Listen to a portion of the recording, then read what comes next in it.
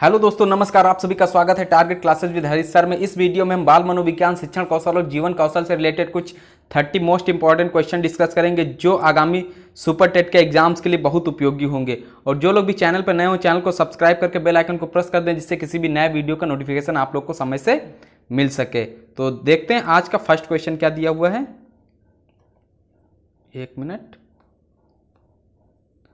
तो first question है आपका, व्यक्ति योग्यता की विभिन्नताओं के बजाय व्यक्तित्व की विभिन्नताओं से अधिक प्रभावित होता है, यह कथन किसका है? तो यह कथन हो जाएगा किसका? वॉटसन, जेम्स मिलर का, या टायलर का, या डोलार्ड एवं मिलर का। तो यह कथन होगा टायलर महोदय का। कथन से रिलेटेड एक क्वेश्चन अवश्य पूछा जाता है आपके एग्जाम में। क्वेश्चन नंबर 2 देखते हैं। बालक की आयु में वृद्धि होने के साथ साथ बालक का कौन सा विकास होता है? शारीरिक, मानसिक, संवेगात्मक, या फिर ये सभी? तो बालक की आयु में वृद्धि होने के साथ साथ में जो विकास होता है, शारीरिक विकास भी होता है, मानसिक विकास भी होता है, संवेगात्मक विकास भी होता है। यानी राइट आंसर क्या हो जाएगा? डी ऑप्शन हो जाएगा। क्वेश्चन नंबर नेक्स्ट देखते हैं, थर्ड जो दिया हुआ है। व्यक्तिक भिन्नता को कौन से कारक प्रभावित करते हैं? व्यक्तिक भिन्नता, प्रेरणा, वंशानुक्रम एवं वातावरण, या संवेग? तो ये 3 का राइट आंसर आपका हो जाएगा। सबसे ज्यादा जो प्रभाव पड़ता है ये पड़ता है वंशानुक्रम एवं वातावरण का। क्वेश्चन नंबर देखते हैं 4 क्या दिया हुआ है। क्वेश्चन नंबर 4 दिया हुआ है, परिपक्वता क्या है? जो परिपक्वता होती है वो क्या होती है? कार्य अक्षमता, कार्य में सक्षमता, बुद्धि चातुर्य, या मानसिक संवेग? तो ये जो होती परिपक्वता कार्य में सक्षम होती है, यानी बी ऑप्शन सही हो जाएगा। क्वेश्चन नंबर 5 देख लेते हैं। यहाँ पे आप लोग कमेंट करके बताइएगा कि आपके कितने क्वेश्चन सही होते हैं। 30 में से आउट ऑफ 30 कितने क्वेश्चन सही होते हैं। और 10 क्वेश्चन आपके बाल मनोविज्ञान से आते हैं, और 10 क्वेश्चन शिक्षण कौशल से आते हैं, और 10 क्वेश्चन जीवन कौशल से, जो सुपर टेट का एग्जाम होता है प्राइमरी लेवल का, उसमें पूछे जाते हैं। तो ये जो क्वेश्चन लिए गए प्राइमरी और जूनियर दोनों के लिए इंपॉर्टेंट हैं। तो बच्चों में परिपक्वता किस अवस्था में आती है? तो बच्चों में परिपक्वता किस अवस्था में आती है? बाल्यावस्था में, शैशवावस्था में, किशोरावस्था, या फिर प्रौढ़ावस्था में? तो ये आती है परिपक्वता किशोरावस्था में आती है। सी ऑप्शन रिलेट करेगा। क्वेश्चन नंबर नेक्स्ट देखते हैं क्या दिया हुआ है। एक मिनट। बालकों की अभिवृद्धि के निर्धारण में किन किन तत्वों की भूमिका होती है? परिवार, समाज, यहां पे समाज कर लीजिएगा, समुदाय, या ये सभी? तो निर्धारण में जो भूमिका होती है परिवार की होती है, समाज की होती है, समुदाय की होती है। यानी राइट आंसर हो जाएगा डी ऑप्शन, यहां पे ये सभी। क्वेश्चन नंबर 7, बालक की स्वाभाविक प्रकृति कैसी होती है? अंतर्मुखी एवं बहिर्मुखी, बहिर्मुखी, अंतर्मुखी, या उभयमुखी? तो बालक की स्वाभाविक प्रकृति ऑब्वियस सी बात है। तो छोटा जब बालक होता है तो उसकी क्या होती है स्वाभाविक प्रकृति? अंतर्मुखी एवं बहिर्मुखी होती है। क्योंकि घर के अंदर वो क्या करता है छोटा सा बालक? बहुत ज्यादा बोलता है। अगर उसी को अपने रिलेटिव के यहाँ ले जाते हैं तो क्या होता है? वो थोड़ा सा जो चीज उसको मांगनी होती है तो उसमें थोड़ा सा शर्माता है, तो वो वहां पे अंतर्मुखी हो जाता है। यानी जो स्वाभाविक प्रकृति हो जाएगी आपका अंतर्मुखी एवं बहिर्मुखी हो जाएगा। नेक्स्ट क्वेश्चन, व्यक्तिक विभिन्नता को जानने की कौन सी विधियां हैं? उपलब्धि परीक्षण, अभिरुचि परीक्षण, बुद्धि परीक्षण, या ये सभी? तो व्यक्तिक जो विभिन्नता होती है उसको जानने की उपलब्धि परीक्षण विधि भी होती है, अभिरुचि परीक्षण भी होती है, और बुद्धि परीक्षण विधि भी होती है। यानी राइट आंसर यहां पे हो जाएगा डी ऑप्शन। यहां पे कौन सा डी ऑप्शन सही हो जाएगा? यानी ये सभी। नेक्स्ट क्वेश्चन 9 नंबर देख लेते हैं। व्यक्तिगत शिक्षार्थी एक दूसरे से किस आधार पर भिन्न होते हैं? बौद्धिक आधार पर, शैक्षिक आधार पर, विकास की दर पर, या भावनात्मक आधार पर? तो व्यक्तिगत जो शिक्षार्थी होते हैं एक दूसरे से भिन्न होते हैं किस पर? विकास की दर पर। सी ऑप्शन राइट हो जाएगा। क्वेश्चन नंबर 10, और ये बाल मनोविज्ञान जो होते हैं, चाइल्ड साइकोलॉजी जो होती है, उससे रिलेटेड 10 क्वेश्चन जो आते हैं। इसका लास्ट क्वेश्चन याद है। एक लड़की हर पाठ को जल्दी सीख लेती है जबकि दूसरी लड़की उसे सीखने में ज्यादा समय लेती है, तो यह बालक के किस सिद्धांत को दर्शाता है? पूर्ण से आंशिक की ओर, ज्ञात से अज्ञात की ओर, संकीर्ण से पूर्ण की ओर, या सामान्य से विशिष्ट की ओर? तो ये जो दर्शाता है, ये क्या दर्शाता है? सामान्य से विशिष्ट की ओर दर्शाता है, यानी कि डी ऑप्शन राइट हो जाएगा। और 11 नंबर क्वेश्चन आपका मिलेगा नेक्स्ट। ये तो बाल मनोविज्ञान के 10 क्वेश्चंस कंप्लीट हो गए हैं। नेक्स्ट आप लोग देखेंगे शिक्षण कौशल से रिलेटेड क्वेश्चन। तो व्याख्यान विधि का उपयोग किस प्रकार की कक्षाओं में लाभदायक है? निम्न कक्षाओं में, उच्च कक्षाओं में, या ए व बी दोनों, या इनमें से कोई नहीं? तो व्याख्यान विधि जो है सबसे ज्यादा उपयोगी होगी किसमें? उच्च कक्षाओं में। क्वेश्चन नंबर 12 देखते हैं क्या दिया हुआ है। हर्बर्ट ने कथन विधि में कितने प्रकार के सोपानों का उपयोग बताया है? 2, 3, 4 या 5? तो यहां पर राइट आंसर क्या होगा आप लोग को कमेंट करके बताना है। तो राइट आंसर आपका 12 नंबर का क्या हो जाएगा? 5 हो जाएगा, यानी कि डी ऑप्शन सही होगा। क्वेश्चन नंबर नेक्स्ट देखते हैं 13 नंबर क्या दिया हुआ है। प्रस्तावना, प्रस्तुतिकरण तथा सिद्धांत स्थापना किस विधि के सोपान हैं? प्रोजेक्ट विधि, व्याख्यान विधि, कथन विधि या प्रश्नोत्तर विधि? तो ये जो सिद्धांत है, जो स्थापना सिद्धांत है, किस विधि के सोपान है? तो ये है कथन विधि के। प्रोजेक्ट विधि से रिलेट करते हैं आपके किलपैट्रिक।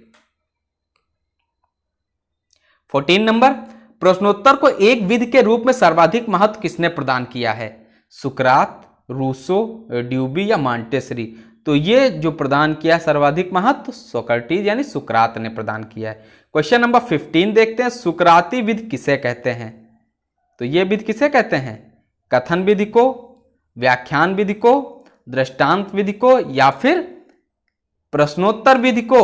तो ये किसको बोला जाता है? प्रश्नोत्तर विधि को बोला जाता है। क्वेश्चन नंबर 16, प्रश्नोत्तर विधि में प्रश्नों का संबंध किससे होता है? तो प्रश्नोत्तर विधि में जो प्रश्नों का संबंध होता है, ये होता है आपका सुनने वाले से और प्रश्न पूछने वालों से, यानी कि सी ऑप्शन आपका सही होगा। क्वेश्चन नंबर 17, शिक्षण में सर्वाधिक महत्व किसे प्रदान किया जाता है? प्रश्नकर्ता को, सक्रियता को, प्रोजेक्ट विधि को या शोध विधि को? तो सबसे ज्यादा जो महत्व प्रदान किया जाता है ये सक्रियता को प्रदान किया जाता है, यानी कि बी ऑप्शन आपका रिलेट करेगा। क्वेश्चन नंबर 18, वर्तमान शिक्षण सिद्धांत किस पर आधारित है? करके सीखना पर, बेसिक शिक्षा पर, प्रोजेक्ट विधि पर या प्रश्नोत्तर विधि पर? तो ये आधारित है आपका करके सीखना पर। क्वेश्चन नंबर 19 देख लेते हैं। किन किन शिक्षा शास्त्रियों ने बच्चों की ज्ञानेंद्रियों को अधिक कार्यशील बनाने और शिक्षा देने पर अधिक बल दिया है? रूसो, ड्यूबी, मॉन्टेसरी या ये सभी? तो ये जो बल दिया है तो सभी ने दिया है, यानी राइट आंसर आपका हो जाएगा ये सभी।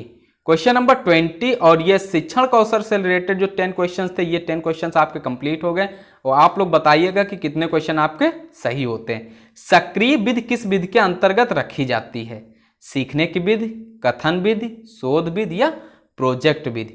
तो ये जो रखी जाती है सीखने की विधि के अंतर्गत। क्वेश्चन नंबर 21 देख लेते हैं, जो जीवन कौशल से रिलेटेड क्वेश्चन लिए गए हैं। जीवन कौशल शिक्षा की आवश्यकता क्यों है? तो जीवन कौशल शिक्षा की आवश्यकता क्यों है ये बताना है। व्यक्ति के शारीरिक विकास हेतु, व्यक्ति के मानसिक विकास हेतु, व्यक्ति के बौद्धिक विकास हेतु या व्यक्ति के पूर्ण विकास हेतु? तो जीवन कौशल को शिक्षा की आवश्यकता क्यों है? व्यक्ति के पूर्ण विकास हेतु। डी ऑप्शन यहां पे रिलेट करेगा। क्वेश्चन नंबर 22, बदलते परिदृश्य में रूढ़िवादी शिक्षा पद्धति का स्थान किसने ले लिया है?